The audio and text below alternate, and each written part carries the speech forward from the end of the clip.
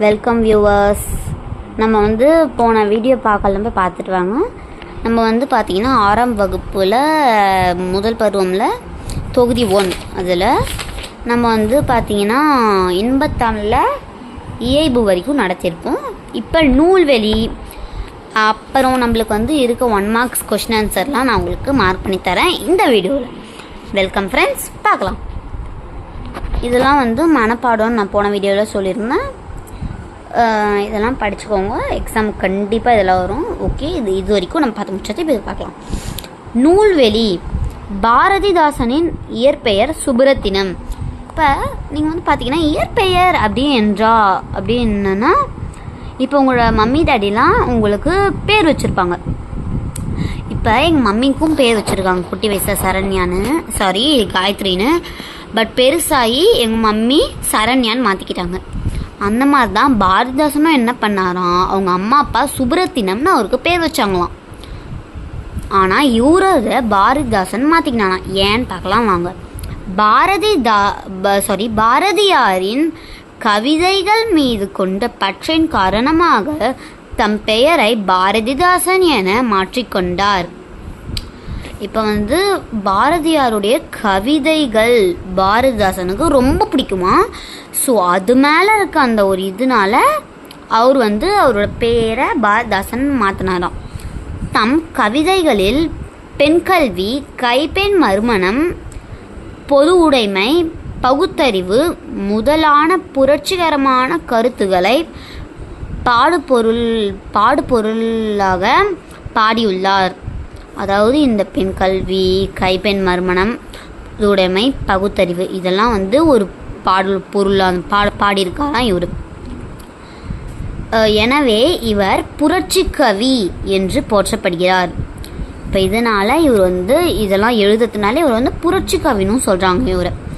இவர் பாவேந்தர் என்றும் சிறப்பிக்கப்படுகிறார். இவர் என்னவும் சொல்கிறாங்க, இவர் இயற்பெயர் சுப்புரத்தினம், அவர் பாரதிதாசனை மாற்றிக்கிட்டாரு. அவரை இவங்க பாவேந்தர்னு சொல்கிறாங்க, புரட்சி கவின்னு சொல்கிறாங்க. இப்பாடலில் பாரதிதாசனின் கவிதைகள் என்ற நூலில் தமிழ் என்னும் தலைப்பின் கீழ் இடம்பெற்றுள்ளது. இந்த இன்பத்தமிழ் நம்மளுக்கு தமிழ் என்ற நூலில் பாரதிதாசன் கவிதைகளில் இடம்பெற்றுள்ளதாம். இதெல்லாம் ஒன்றும் இல்லை. இப்போ அடுத்தது திருப்பிக்கலாம். 1 மார்க்ஸ் பாருங்கள். ஏற்ற தாழ்வற்ற டேஷ் அமைய வேண்டும். ஏற்ற தாழ்வற்ற சமூகம் அமைய வேண்டும். குறில் மார்க் பண்ணிக்கோங்க. நாள் முழுவதும் வேலை செய்து கலைத்தவருக்கு டேஷாக இருக்கும். அசதினா என்ன? இப்போ நீங்கள் டெய்லி வேலை செய்கிறீங்க, உங்களுக்கு சோர்வாக இருக்கும். அசதினா சோர்வு, அப்போ அசதியாக இருக்கும். நிலவு கூட்டல் என்று என்பதை சேர்த்து எழுத கிடைக்கும் சொல் நிலவென்று. நெடில் மார்க் பண்ணிக்கோங்க. தமிழ் ப்ளஸ் எங்கள் என்பதை சேர்த்து எழுத கிடைக்கும் சொல் தமிழெங்கள். நெடில். அமுதென்று என்னும் சொல்லை பிரித்து எழுத கிடைப்பது அமுது கூட்டல் என்று. நெடில் மார்க் பண்ணிட்டீங்களா. செம்பயிர் என்னும் சொல்லை பிரித்து எழுத கிடைப்பது செம்மை ப்ளஸ் பயிர். குறில் மார்க் பண்ணிக்கோங்க. இப்போ பொறுத்துக்கு பார்க்கலாம். இது மார்க் பண்ணிக்கோங்க. குறில், நெடில், நெடில், நெடில், நெடில், குறில் மார்க் பண்ணிட்டீங்களா. விளைவுக்கு நீர்.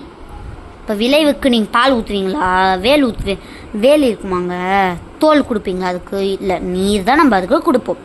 அறிவுக்கு தோல் போன்றது, இளமைக்கு பால், புலவருக்கு வேல். 3, 4, 1, 2 மார்க் பண்ணிக்கோங்க. நெக்ஸ்ட்டு இதை மாதிரி பார்த்திங்கன்னா இயைபு சொற்கள். இது நீங்கள் எப்படியும் எழுதிக்கலாம். பேர், நேர், ஊர், நீர். லாஸ்ட்டில் ரைமிங்காக அது இயைபு. போன வீடியோவில் சொல்லியிருப்பேன், ரிமெம்பர் இட்.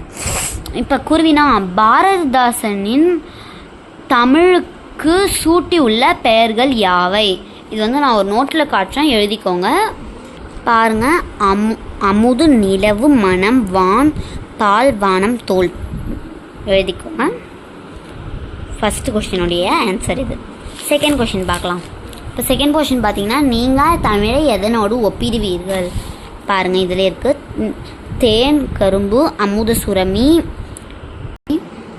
தங்கம், சந்தனம், நவமணிகள். எனவே இப்படிலாம் 6 வகையாக கூறுறாங்க.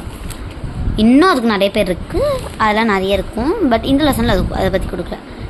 இன்பத்தமிழ் பாடலில் உங்களுக்கு பிடித்த அடிகள் 2 எழுதுக.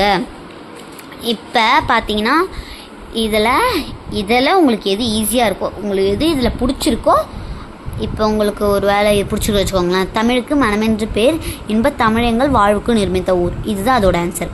இப்போ உங்களுக்கு இதில் எந்த 2 லைன் பிடிக்குமோ அதை நீங்கள் எழுதிக்கலாம், உங்கள் சாய்ஸ் தான் அது. நெக்ஸ்ட்டு, சமூக வளர்ச்சிக்கும் நீருக்கும் உள்ள தொடர்பு யாது?